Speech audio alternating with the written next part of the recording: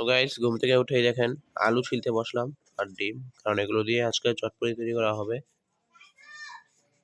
তো গাইস দেখেন আলু ছিলা শেষ, আর এই যে ডিম, এগুলো ময়লা ময়লা, মানে আলু ছোকলা গুলা। একটা মোবাইল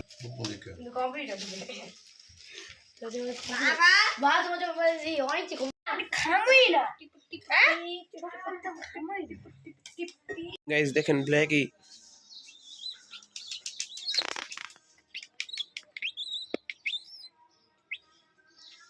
এখান থেকে লাভ দেওয়ার চিন্তা করতেছে, তাই বিজাকে ওরে আমরা রেখে দিব ওর ঘরে।